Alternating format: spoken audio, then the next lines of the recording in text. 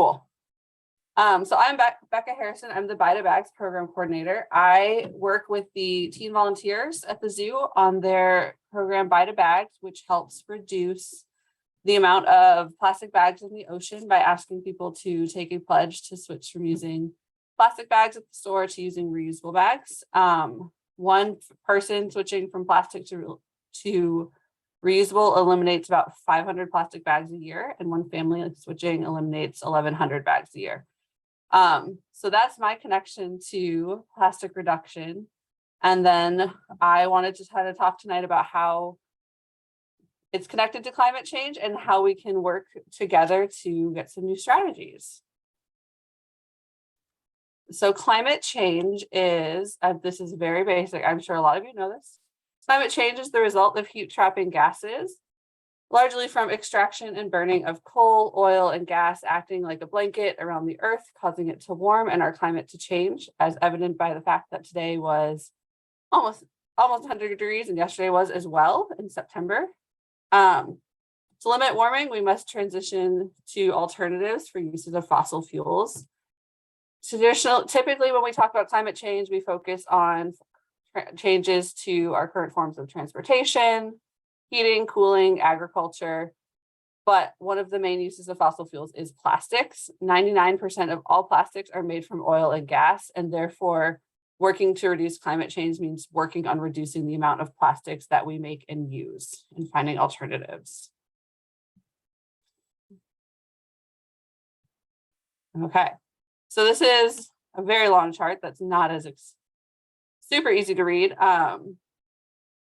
But the chemical industry, which includes plastics, is the largest industrial energy user, and it's about 10% of all the oil and gas produced in the world goes towards making plastics, which ultimately accounts for about 3.5% of all greenhouse gas emissions, and that's according to the World Economic Forum. So this is in 2014. Chemicals and plastics are way up there with right under iron and steel. So something we don't think about is one of our big issues. Give me 1 second, I'm having technical difficulties with my screen. Okay, I fixed it. So the plastic pollution lifestyle, plastic polymers are made from oil and gas. Plastics are rarely recycled, and discarded plastic waste also generates greenhouse gas emissions. I love this graphic because it really shows you where the plastic pollution, comes in the life cycle. Extracting them means we are drilling for oil and get natural gas. Then we are producing them in factories, producing all sorts of emissions. When you buy them, you can take them home, you usually use them one time. I think a plastic bag's average lifespan is like 30 seconds. You don't use it very much.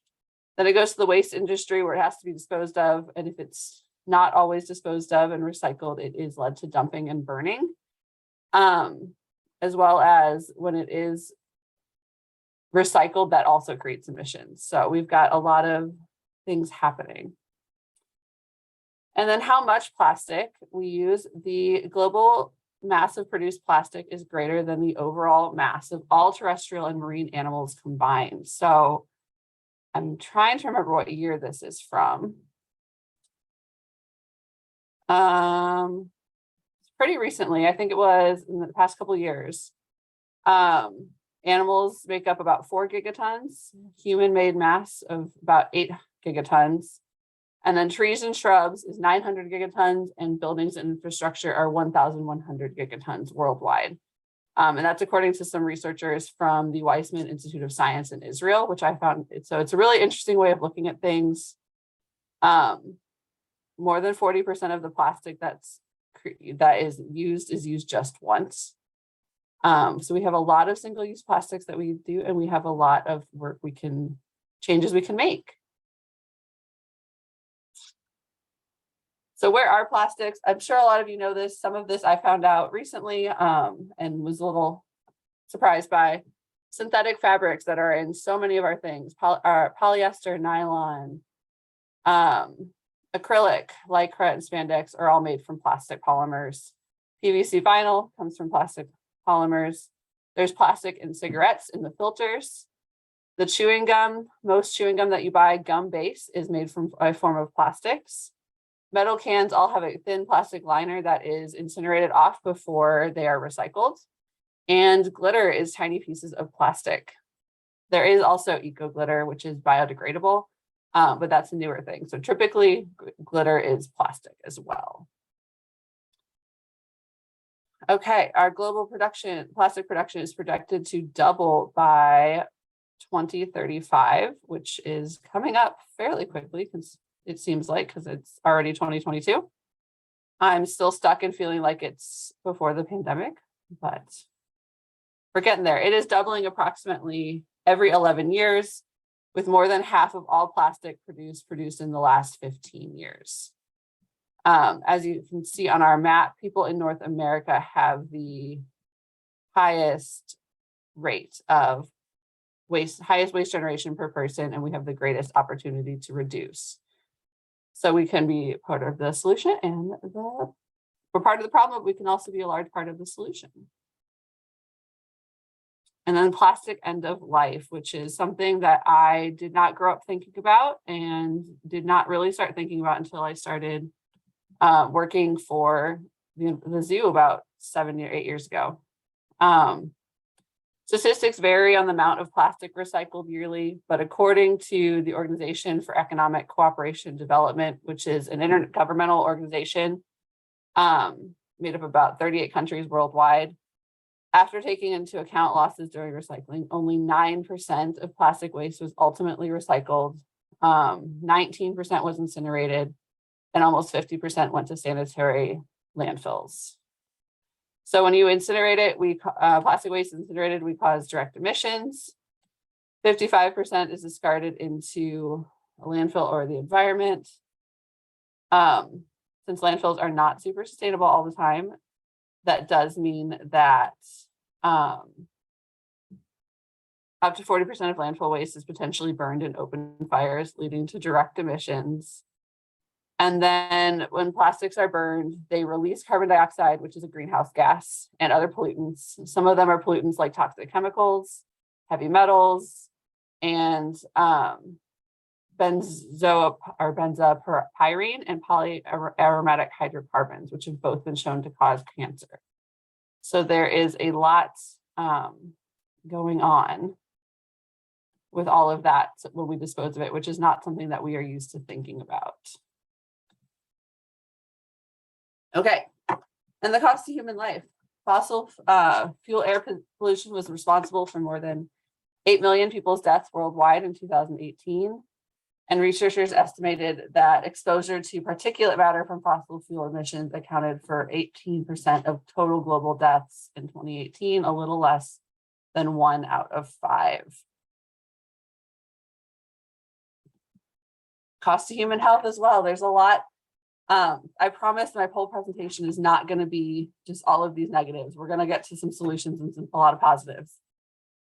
Effects from the endocrine disrupting chemicals associated with plastic additives can be profound and life-threatening. So this is something that I am still doing a lot of research in and learning about.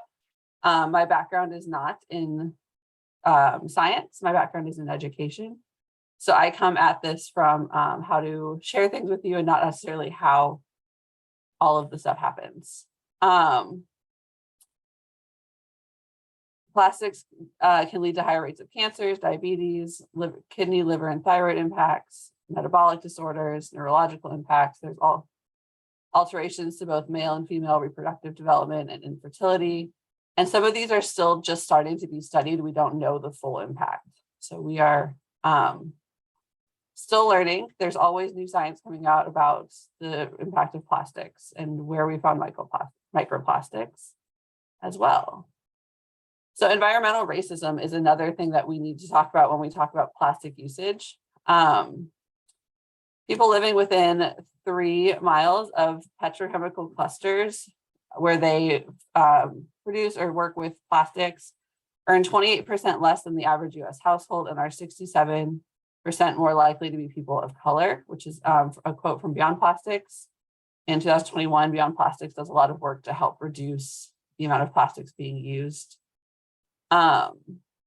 Cancer Alley is the regional nickname that's given to an 85-mile stretch of land along the Mississippi River between Baton Rouge and New Orleans. It contains over 150 petrochemical plants. So that is kind of one of those examples. Okay.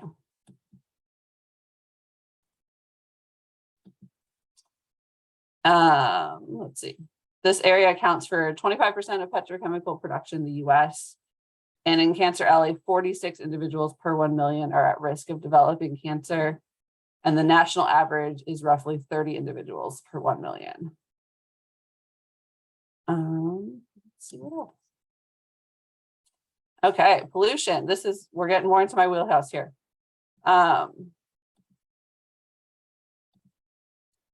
Plus, the accidental leakage of plastic packaging into the environment has been estimated to be at 32%. It's also obviously having a negative impact on our environment and wildlife. There's a new report from the UN Environment Program, Pollution to Solution. According to them, plastics are the largest, most harmful, and most persistent fraction of marine litter, accounting for at least 85% of total marine waste. So that includes things like fishing nets, fishing materials, other materials that have been discarded from boats, litter that washes in from waterways, the Great Ocean Garbage Patches we've heard about, all sorts of things make up that total as well.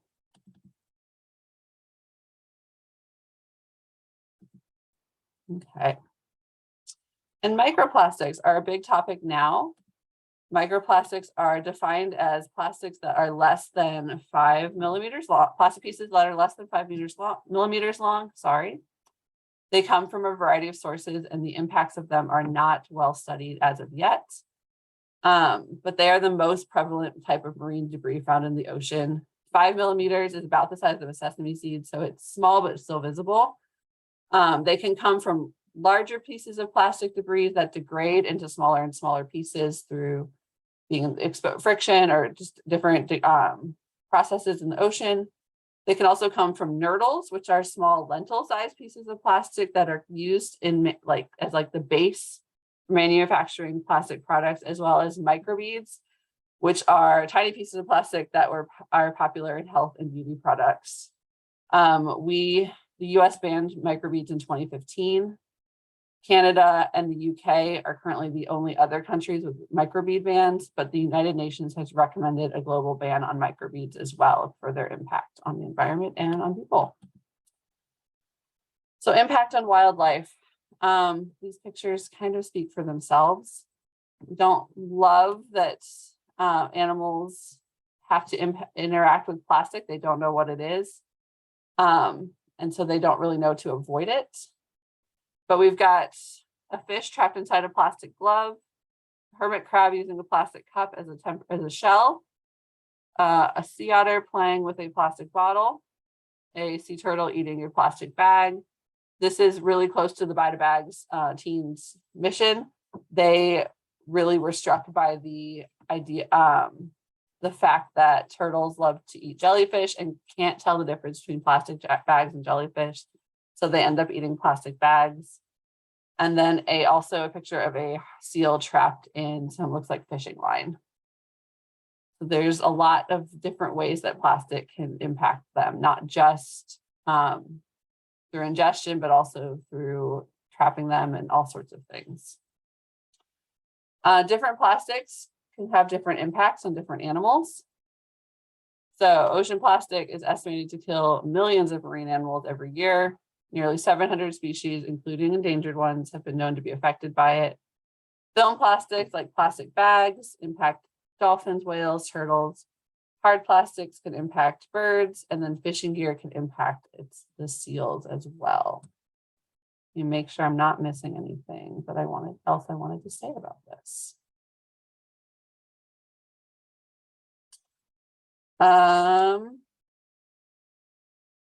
Let's see. Not really. There's a lot. Some are harmed visibly. They're strangled by abandoned fishing nets or discarded six-pack rings. I grew up in the 90s, so I would learn to cut the plastic rings all the time, like completely, so that there's no way for anything to get trapped. I'm sure a lot of people from my generation on have also heard that message. Many more probably harmed invisibly. Marine species of all sizes, from zooplankton to whales, now eat microplastics. So we have a lot that we are still learning about.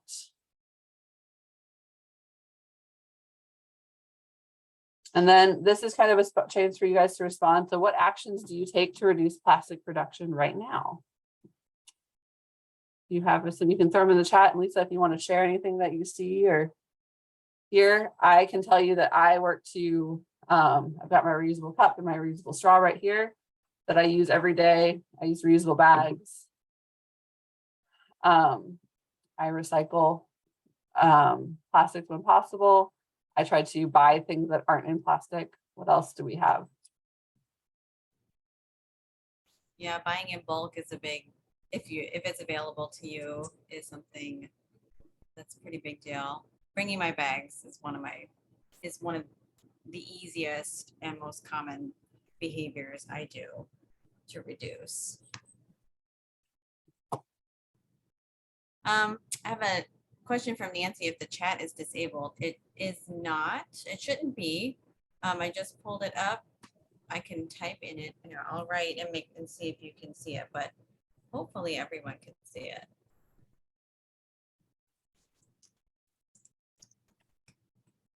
Let's see. All right. Can everybody see that? Did you see that, Becca? Yeah, I can see that. Okay, good.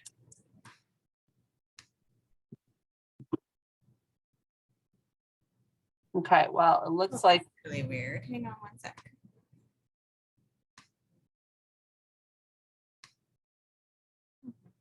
Well, if you have anything you'd like to share, go ahead and throw it in the Q&A right now while I try to troubleshoot this. We do have something from Jana, who says some stores are now offering refill of their products, i.e. the refill effect in Kirkwood, Kind Soaps and Dharma and Dwell and Webster Groves. That's awesome. Yeah, I'm super excited that those are starting to be more prevalent in St. Louis. I'm really excited about that. Interesting about chat. I've never seen that before. Oh, Nancy's are in reusable water bottles, of course. I forgot that one. Yes, reusable water bottles. Reusable anything is great at reducing the amount of single-use stuff. Let's see. Okay. So it should say I might have been able to fix it. So Chat works. Great. Good job, Lisa. all right. Yay. Sorry about that. That's really weird. Sorry, everybody. Okay. You know, it's par for the course with webinars. I feel like there's always something. I feel you. You think after this long we would understand all of it, but there's always something new. Okay, so we can keep going. There was one more plastic reduction and just waste overall. Started taking their own containers to restaurants to bring leftovers. That's something I aspire to work on. I have a toddler, so I am lucky if I can remember to get everything for him, but that's in my list of ways I'm working, which is kind of one of the big messages of sustainability, is that it's a journey. You're never completely done being sustainable. It's an ongoing process. Everyone's in a different place. And I think sharing the ways that things that you're already doing, the ways that you're successful, and even what challenges you're facing can help other people. So I'm excited to kind of get into the solutions part and then hopefully have some time for some more things at the end. Okay. So this is my little, I love this graphic. It's a little complex, but lost where I wanted. Okay, so this is from CoSphere, which is a project of the Institute for Resources, Environment, and Sustainability at the University of British Columbia. If we hope to catalyze change effectively, we need to distinguish 3 types of actions and their associated spheres of influence. So typically, even with our Buy to Bags campaign, we talk about private actions, so actions that you're doing in your life. those are the ones that are most often targeted. Recycling is another one. That's something you're doing in your life. But these actions aren't enough to address the large scale issues facing us. And sometimes they can also be difficult and time consuming. I love the idea of composting. I am not good at it at my house. It just, I would rather work with other people to compost somewhere else and contribute to it. And it just doesn't work for me personally to do it myself. Social signaling actions are actions that signal clearly what practices you do and don't support. So what you like and share on social media tells a lot about it. Participating in events and campaigns, wearing clothes or you with logos or messages or even stickers on your water bottles and laptops that have strong messages. All of those can help change social norms and make behavior socially unacceptable. I remember growing up when everyone smoked inside of restaurants. And then when they made that change, it was kind of weird. And now if I walked by someone smoking indoors in the restaurant, it would be so bizarre to me because it's not a social norm anymore. And then system changing actions are ones that are going to require like legal reform and changes on a large scale that we have to work together and advocate for. The very systems that underpin how our societies operate need to be changed. Okay, so private actions. Now that I just told you guys I'm not great about composting, let me tell you about composting. Oh my goodness. There we go.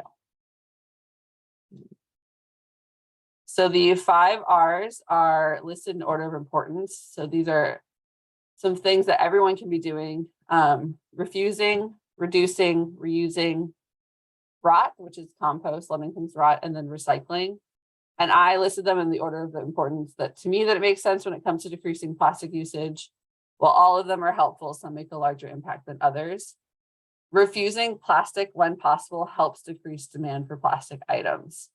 So if you have reusable straws and you're going to go out to dinner or something and you don't really want a straw, you can bring a reusable straw and just say, no, thanks, I don't need a plastic one.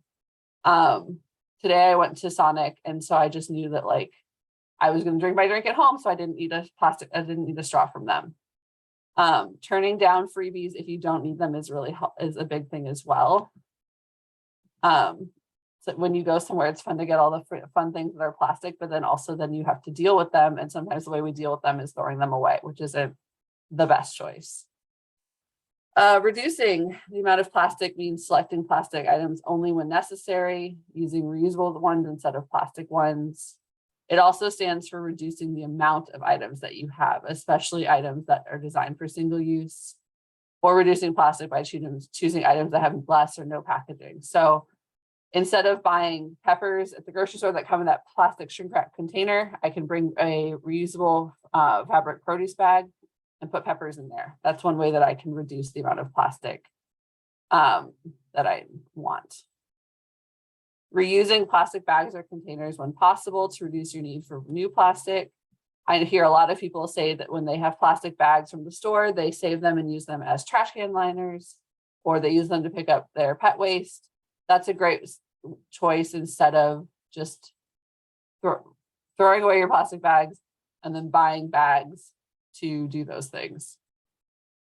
Rot and composting can help decrease food waste, leading to less trash in your garbage and less trash bags used.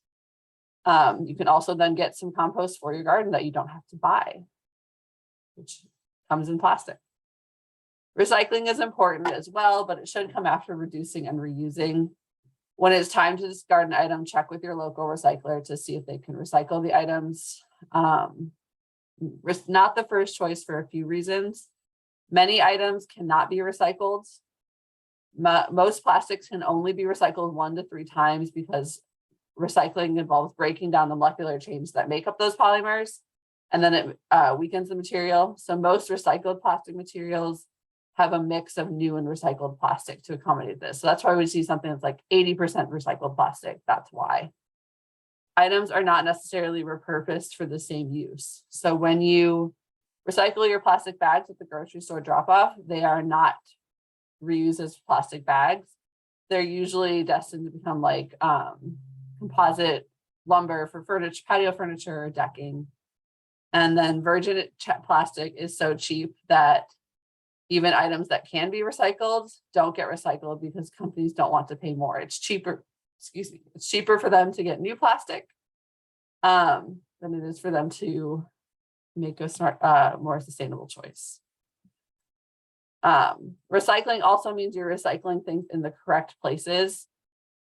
I'm sure a lot of people know this. I think I knew this on a subconscious level and didn't really understand why, but plastic bags can't be recycled in curbside recycling. They have to be taken to plastic film recycling locations and drop-offs because they otherwise kind of gum up the works at the recycling plant, and then it can cause it disrupts the whole process. So really knowing where things are going is helpful. Okay, plastic footprint calculator. This is something that I did recently that was eye-opening. I think this is kind of a generic one that has been done, but it shows you where the most of your plastic you answer some questions about kind of what you do, where do you buy plastic, what kind of things do you buy, how often do you buy clothes, and then it shows you your plastic usage per year. And you can compare your usage to different countries and kind of where you fall. So it's interesting for me to kind of see like what category I can make some work in. So like health and wellness, I know that a lot of those packagings come in plastic when I buy a new lotion and stuff. So I can work to reduce that. And I have a resource sheet that Lisa can drop in the chat that has a link to the plastic footprint calculator. So if you're interested, you can always go check out your own. And then see what kind of solutions they talk about will be helpful to you. So one of our solutions, this is kind of a private solution, is Buy to Bags, reducing plastic usage and pollution.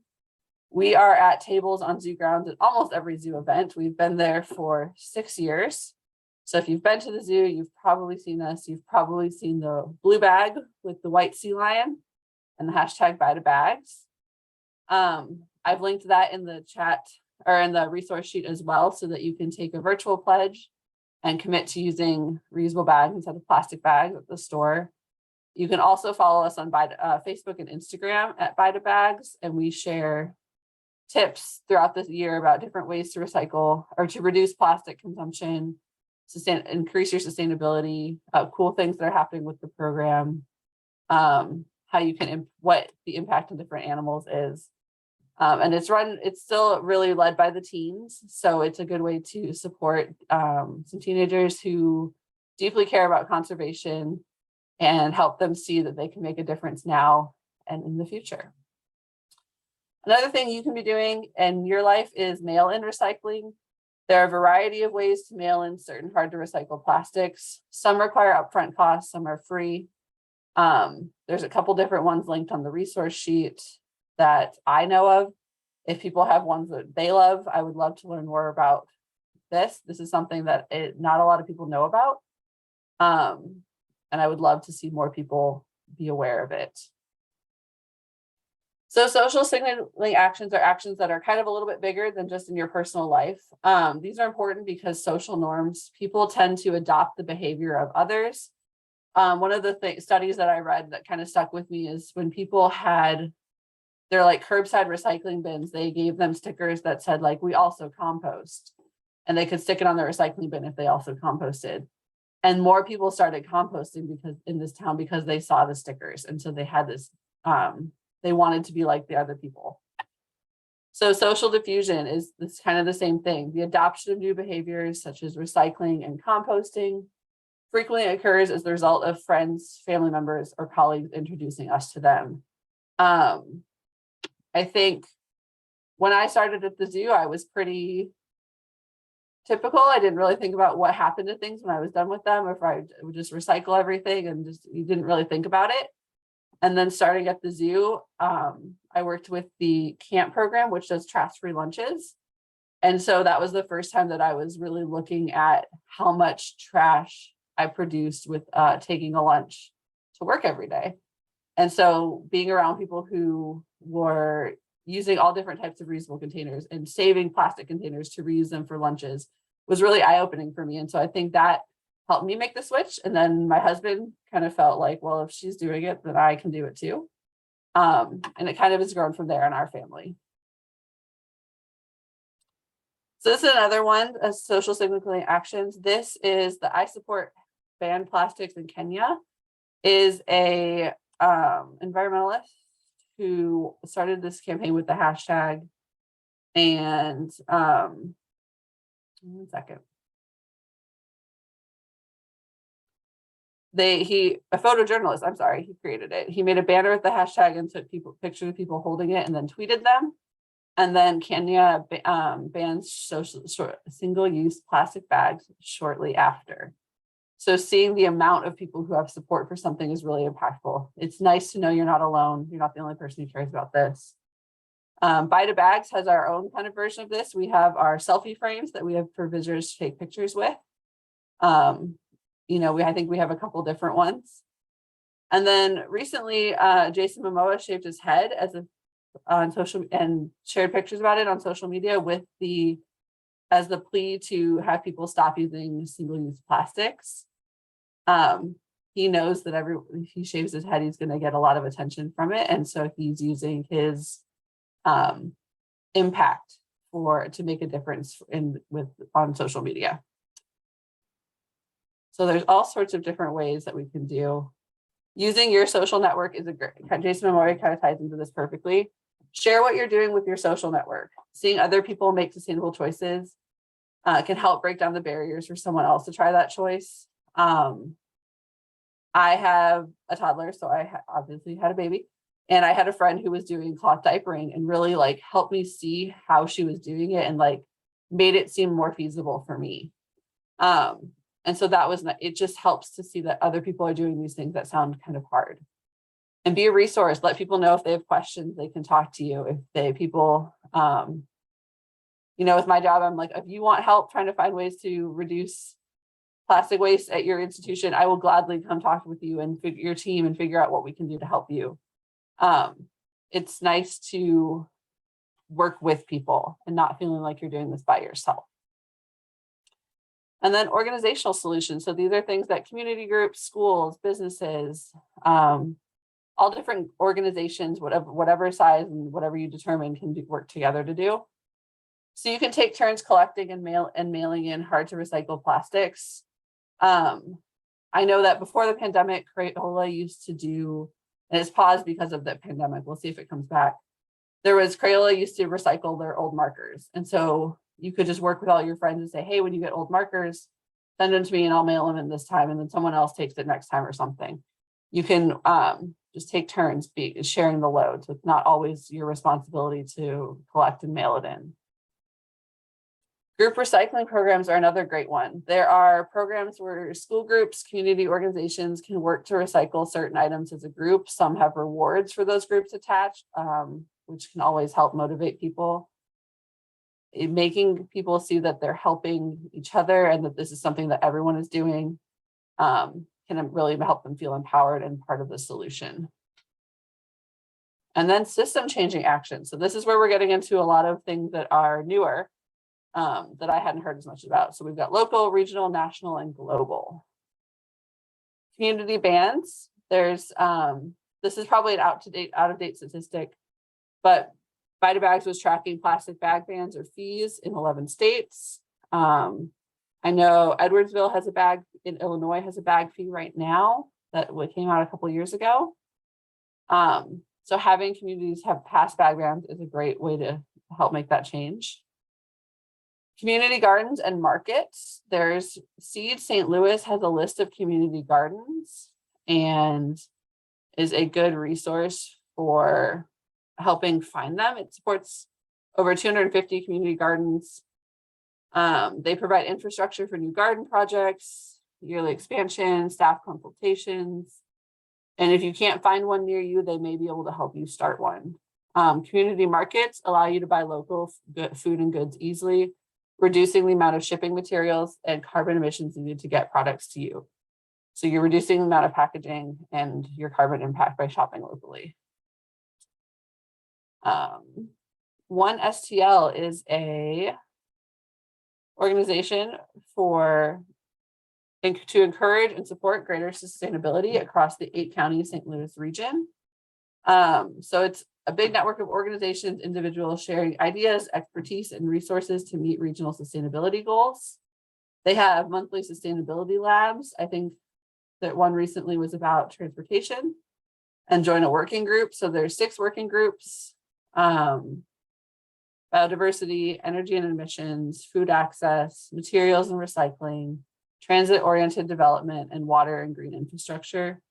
And the material and recycling working group's goal is to reduce the tonnage of waste going to landfills within our watershed by 30% from 2030, by 2030 from a 2015 baseline. Next one is the Green Dining Alliance, which is, I love the Green Dining Alliance. They're great. They are, I'm using my voice. They certify restaurants in sustainability and offer practical, pragmatic strategies to help them lower their environmental impact. So there's scorecards based on, broken down by all those things that you see on the screen. So recycling, waste reduction, sourcing, procurement, water conservation, energy conservation, awareness and education, and then bonus points for innovation, which I think is pretty cool. So you can support the program by eating at Green Dining Alliance certified businesses or becoming a member of Earth Day 365 at the Green Dining Ambassador level. And that investment helps provide education, resources, and training to restaurants and diners about sustainable practices. So you can really find your local restaurants and also make a difference in sustainability. St. Louis Green Business Challenge is another one that we have. It assists companies with integrating sustainable measures into the kind of daily operations common to every business. Participants identify and voluntarily adapt strategies that improve financial performance and reduce environmental impacts while engaging employees toward both workplace and community benefits. It's a program of the Missouri Botanical Garden. It started in 2010 in partnership with the St. Louis Regional Chamber, and it leveraged their network with the garden sustainability resource to grow a network of companies. Since it launched in 2010, 233 businesses, nonprofits, and municipalities have joined it. There are 4 challenge levels that support achievement of sustainability goals for every company's current culture and strategic priorities. So there's Challenge Apprentice, Green Cities Challenge, Challenge Leader, and Challenge Champion. The challenge opens in March every year, I believe, and then the activity runs through mid-November. So it should be coming up if this is something you're interested in. You've got some time to kind of look into it and see if it would work for you or your company. And we don't want to forget about our schools. Schools are great if we can teach and encourage sustainability when students are young. We can set them up for a lifetime of being advocates for it. So there's the Green Schools Quest with Missouri Green Schools. The U.S. Green Building Council Missouri Gateways chapter is challenging public and private schools within their territory of Missouri and Southern Illinois to devise and implement, with the help of green mentors, the most creative, effective, and no or low cost sustainable practices for all of their schools. So the Green Schools Quest is an annual project-based challenge to schools to devise and implement no or low cost sustainability projects at their schools over 6 months of time with the help of a mentor. Schools document their impacts and submit their project's process and impact for judging by an impartial panel, and then cash awards and trophies are presented to winning teams. So Missouri Green Schools provides tools and resources for schools to set and track environmental, health, and sustainability education goals. And that's a program of the Missouri Environmental Education Association and U.S. Green Building Challenge Missouri Gateway chapter. And we have 6 green schools already. I don't know which ones they are off the top of my head. They come from a couple different, they're not all in school districts. I think there are some private schools as well. So it's pretty cool that we've got this option of working. The Mississippi Watershed is, we all know this, whoops. We are on the Missouri and the Mississippi, so all of our trash that ends up in the waterways flows to those rivers, flows right out to the Gulf of Mexico. And up to 40% of plastic pollution entering the Gulf of Mexico and then into the ocean originates from the Mississippi River. So what's really cool is that in 2021, the leadership of the Mississippi Rivers and Cities and Town Initiative, so it's mayors of Mississippi River cities, in partnership with the UN Environment Program, National Geographic Society, and the University of Georgia, launched an initiative to combat plastic pollution along the Mississippi.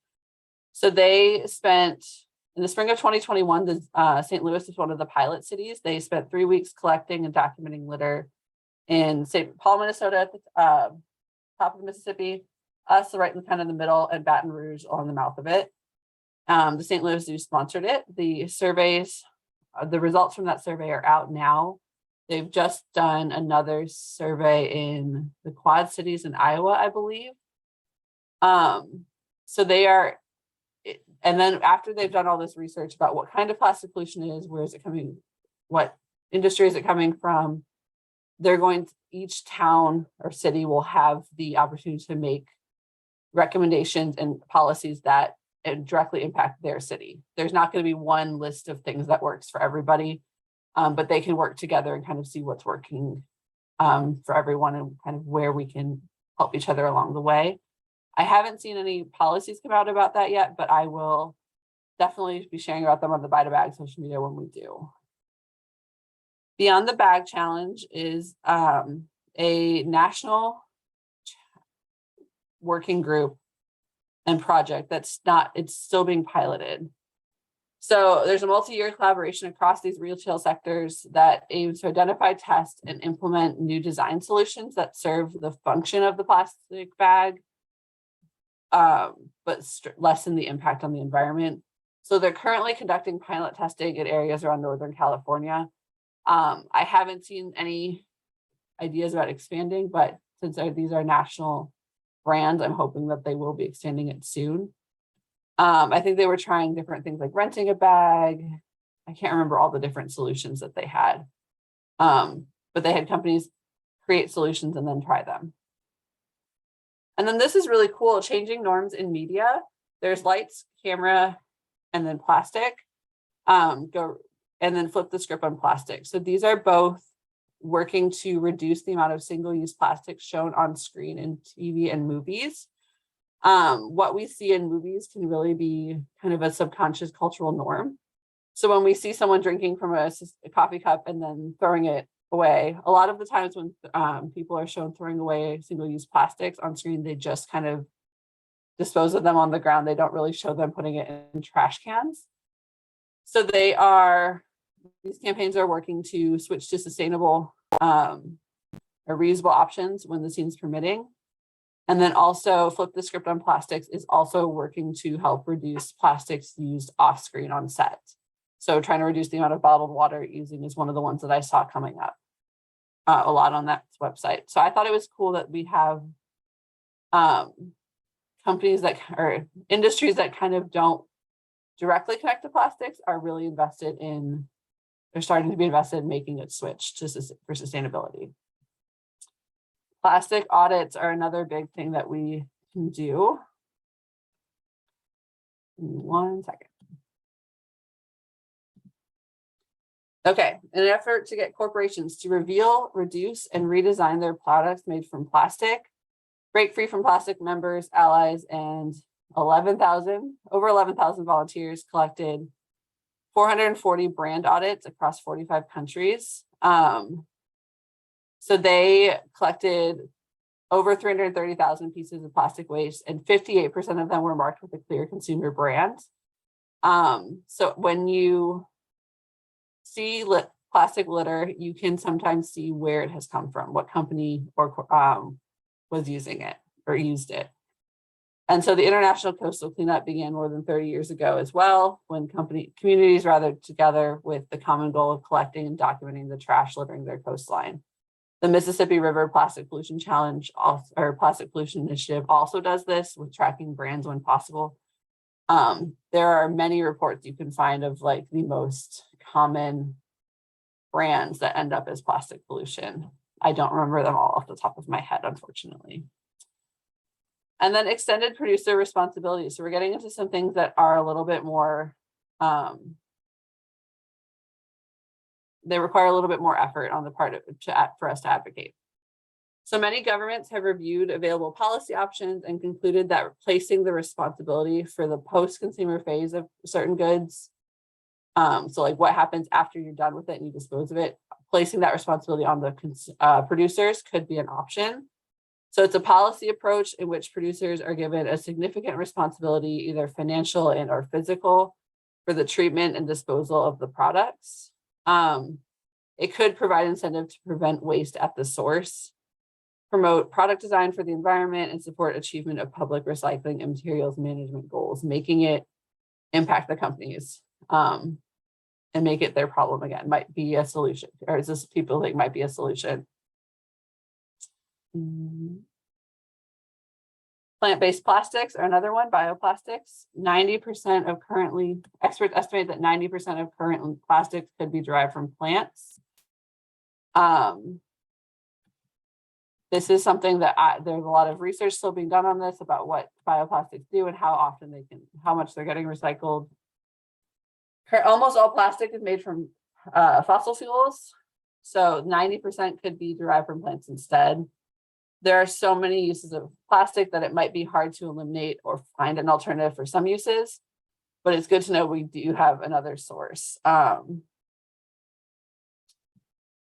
So we could also, that's something that they are also looking into. They're, especially if they can use, I think, like some of the waste left over from like livestock feed or from the agriculture industry and turn that into plastic, that would be using up a waste stream to create a product. Circular economy is another great thing that we can be working towards.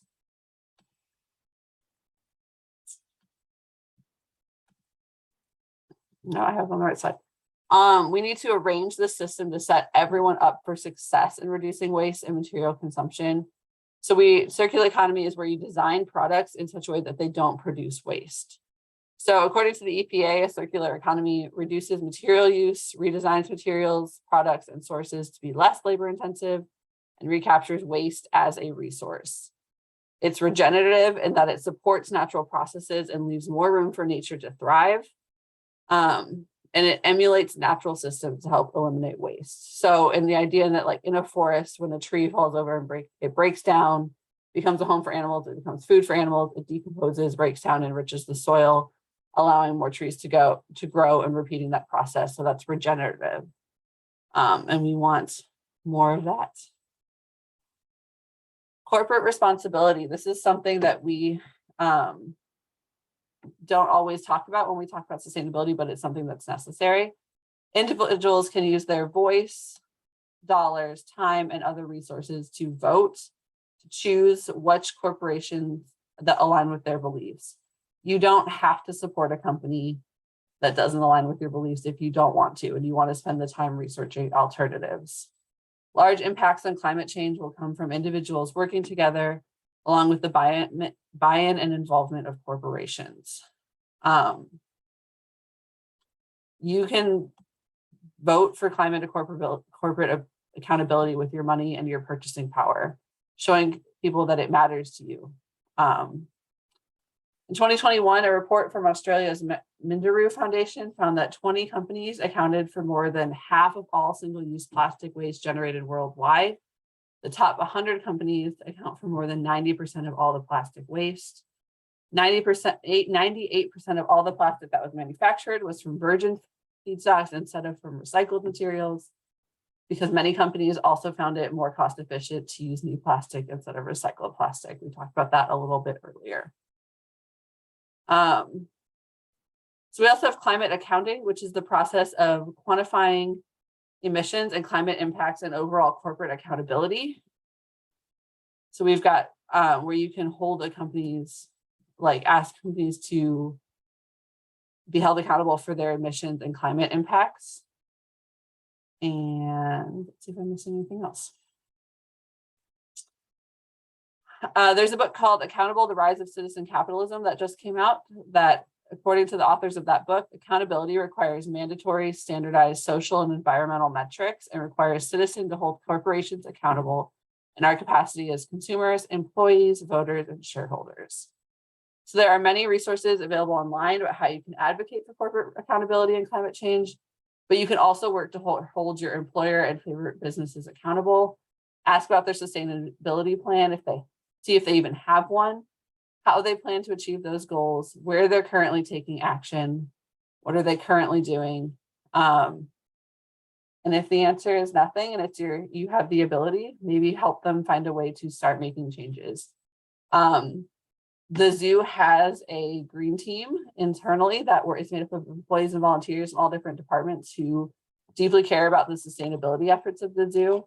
And so they meet regularly to talk about what we can be doing to increase our sustainability and decrease our consumption as a nonprofit. Plastic reduction organizations, there's quite a few of them. These are all ones that work globally, nationally. They're on the list of the handout as well. And then, do you know of any other solutions to plastic pollution? You can drop them in the chat and we can share. Lisa, I've just got one more slide that's just kind of some cool things I found out about. So we can start doing questions if you want. Sure. We had a question from Jill, curious about how bioplastics impacting, or how are bioplastics impacting the recycling of fossil fuel plastics? That is a great question. I don't know the answer to that. I don't know if that's been studied super well. I do know that when things are made from bioplastic and say they are recyclable, it does not always mean that they are recyclable in a curbside recycling program. They are recyclable under certain conditions. So it's a little bit of that of greenwashing, but it's also something that I definitely have not done a full deep dive into. But if I know that if a batch of recycling at a curbside recycling collection center has too many things that aren't recyclable in it, it's contaminated and they just dispose of the whole thing. So I would assume, based on those kind of two things, that if people are recycling a lot of bioplastics and the recycling center can't handle that, they might just dispose of the whole thing. That's a great question. I'm actually making a note to kind of go down this rabbit hole and hopefully be able to talk about it more in the future. So Patricia had a really good suggestion, or Okay. Another resource. Yeah. Plastic Pollution Coalition had a webinar on replacing single-use plastics with mushroom roots and seaweed. Yes. What? But they said it was recorded. I asked if it was recorded, and it was. So that would be really interesting. So some of my other solutions, I had some kind of cool ones that I had found. Yeah, fungi and bacterium that break down plastic have been discovered. And one of them I saw, it breaks down, the mushrooms break down plastic and then they're edible as well, or they make a weird little edible container for food. It was being tested very small scale. But yeah, there's some really cool stuff with fungi. And then yeah, an Indonesian startup uses seaweed for edible and water soluble food packaging. Wow. Yeah, so that's awesome that there's a webinar about that, and I will have to look that up.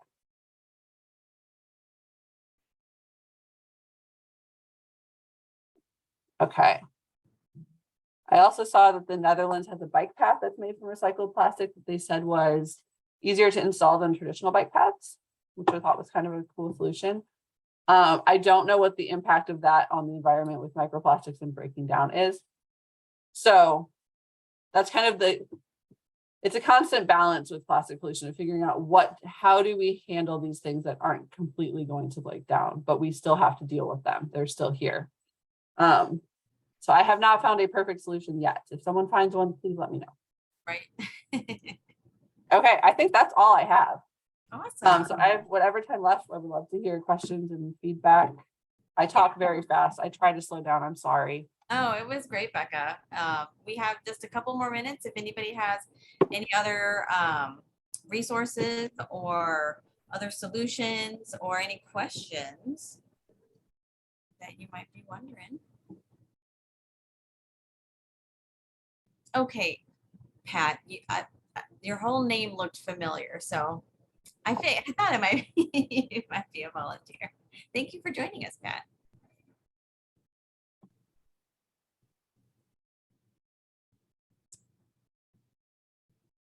All right, we have a question in the chat. Does compostable dining ware need to be composted in a commercial facility in order for it to be sustainable? Personally, to me, I think it needing to be composted in a commercial facility is less helpful for sustainability. I think better clarification on what compostable dining ware can be recycled, like in an at-home compost, and what needs to be recycled in a commercial facility would be the better choice. Because sometimes if you look at like the fine print on things, it says like compostable in a commercial facility, and if you don't have access to that, then you can't do it. So I don't think that quite answers the question, but I think if you know if you are buying something and you know how to dispose of it in the correct way for it to be composted or recycled or to be sustainable, that's the best choice. So if you are like, if your choice is compostable dining ware that you have to take with you and then you can't compost it, or a plastic fork that you could theoretically wash and use 10 times, maybe go with the plastic fork. It's a lot of work to be sustainable sometimes because you kind of have to have that constant weighing of things. So it's not a great answer to the question, but I don't know that there is a great one. Yeah, it's such a good point. You know, it's one of those things where as individuals, we do what we can, right? Yeah. Within our capabilities, within where we live, our livelihoods, you know, all of that. And so when you emphasize, you know, these community level things and, you know, doing things more as a group or with, you know, whatever your community looks like, you know, that way, then it holds that much more power. And that's something that within your sphere, you know, you can do what you can do, but then if you plus however many other folks, then, you know, the impacts just grow and multiply. So I know that, like, yeah, along with Lisa's point, my son's preschool is part of a religious congregation, like religious facility, like group, and their congregation has the option to pay into like a monthly composting thing and just drop our compost off at the site, and they'll compost it for us. And to me, I don't want to compost. I don't want to deal with having to like turn it and then wait for 6 months. I will gladly pay that so that I know I'm doing something. Same. Yeah, the same way. And Pat just wanted to say that she has a friend whose sister makes twin size mats for the homeless out of plastic bags. It takes 850 plastic bags. So that is quite an incredible way to that's awesome. And keep them out of landfills. That's incredible. That's awesome. All right. Well, I don't see any other questions or discussion points. So we'll go ahead and close if that sounds good to you, Becca. Yeah, sounds great. Thank you guys so much for attending tonight. Lisa, thanks for the opportunity. I loved it. Yes. Thank you all so much. And thank you, Becca, for your fantastic presentation. And for everyone who's still with us, we hope you will be able to join us for our last webinar tomorrow. And if you are local, please join us for our culminating, if you can, in-person Climate Solutions Day celebration at the zoo this coming Sunday, September 25th from 10 a.m. to 3 p.m. Thanks so much, everyone, and have a great rest of your evening. Bye, guys. Thank you so much. Bye. Thank you.